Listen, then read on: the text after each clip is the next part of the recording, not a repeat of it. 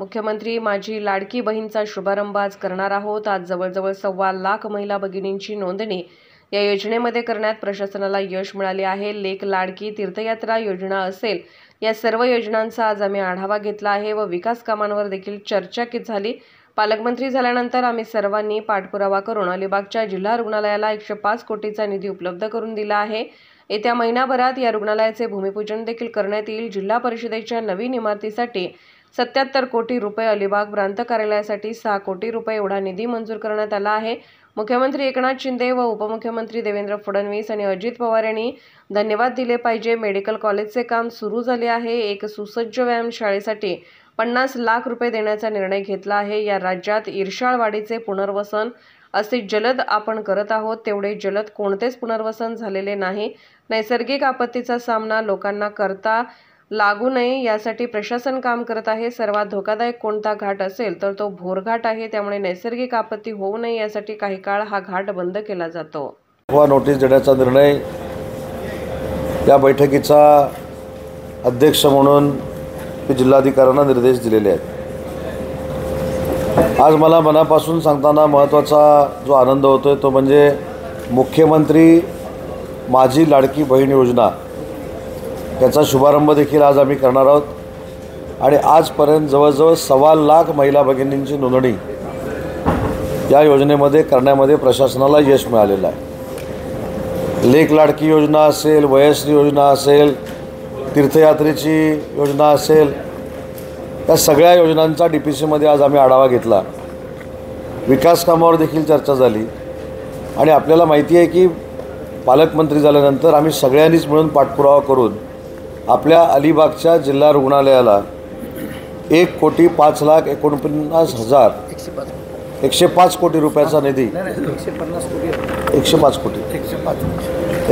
कोटी रुपयाचा निधी हा नव्यानं जिल्हा रुग्णालय 300 खाटांचं बांधण्यासाठी मंजूर झालेला आहे। निविदा 8 ते 15 दिवसामध्ये काढली जाईल आणि येत्या महिन्याभरात त्याचं भूमिपूजन देखील केलं जाईल। जिल्हा परिषदेच्या नवीन इमारतीसाठी 77 कोटी रुपये, त्याच्यामध्ये पंचायत समितीची इमारत देखील इन्क्लूड आहे।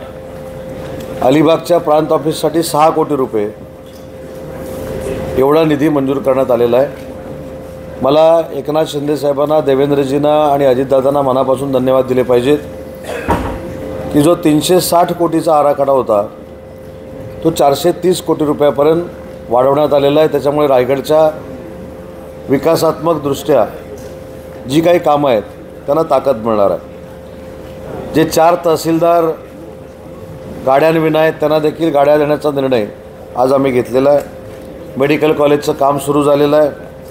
कामगार न्यायालय जे सुरू करायचं आहे त्याला फर्निचर जे आवश्यक आहे त्याच्यासाठी 38 लाख रुपये जे आवश्यक आहेत ते देखील देण्याचा निर्णय आज मी घेतलेला आहे। एक सुसज्ज व्यायामशाळा ही अलिबाग शहरामध्ये असावी म्हणून त्या व्यायामशाळेला देखील 50 लाख रुपये देण्याचा निर्णय आज मी घेतो आहे। आणि माननीय न्यायालयानं, जिल्हा न्यायालयानं मला एक सूचना केलेली होती की त्यांच्या वकिलांसाठी एक हॉल बांधायला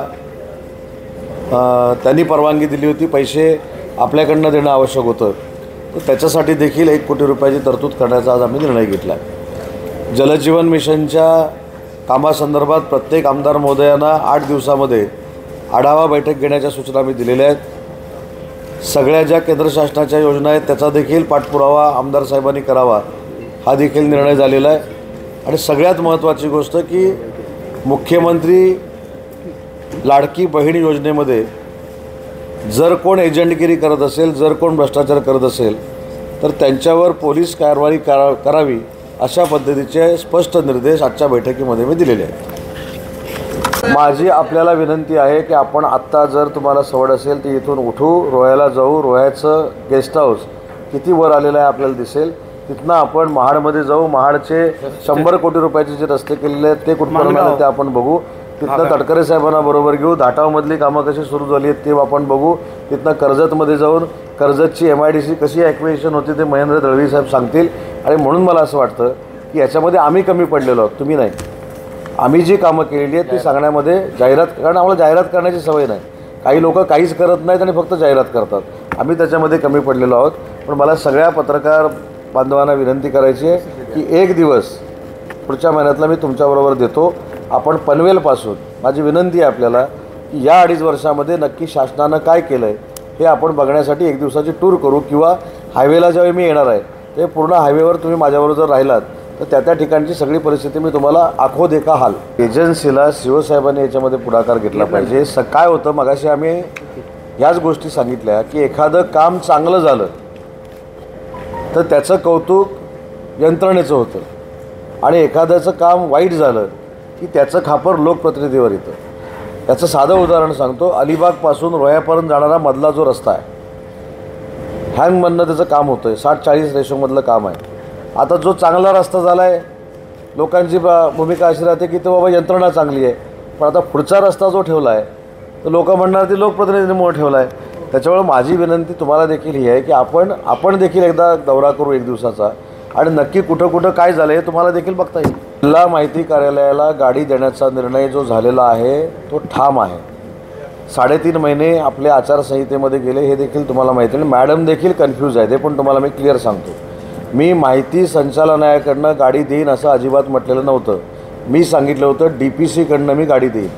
त्यांनी सांगावं DPCकडे तसा प्रस्ताव पाठवला का. मी आता सकाळी त्यांना जेव्हा विचारलं की गाडीचा प्रस्ताव कुठं आहे, ते म्हणले आम्ही ब्रिजेश सिंगकडे पाठवलेला आहे. ब्रिजेश सिंगकडे प्रस्ताव पाठवायची काहीही गरज नाही. त्यांनी तातडीनं DPCमध्ये प्रस्ताव पाठवावा. जितक्या तातडीनं त्यांना आवश्यकता असेल तर, नसेल तर माझं काहीच म्हणणं नाही. त्यांनी प्रस्ताव हे ना आपण एका मुद्द्यावर बोलू. त्याच्यामुळं त्यांनी देखील समजून घेतलं पाहिजे की ब्रिजेश सिंग यांच्याकडे प्रस्ताव पाठवायला मी सांगितलेला नव्हता. मी तो प्रस्ताव DPCकडे पाठवायला सांगितला होता. तसंच तहसीलदारांना 4 गाड्या देतो ना, त्यातल्या यांची 5वी गाडी आहे, त्यांनी प्रस्ताव द्यावा. माहिती भवनचा कॉन्सेप्ट वेगळा आहे आणि पत्रकार भवनचा कॉन्सेप्ट वेगळा आहे. माझी आपल्याला एक विनंती आहे, हे तुम्हाला मी सल्ला देण्याएवढा मोठा नाही, पण माझी विनंती आहे की रत्नागिरीमध्ये जे आता पत्रकार भवनचं काम सुरू आम्ही केलं आहे आणि सिंधुदुर्गला पूर्ण केलं आहे ते तुम्ही बघावं.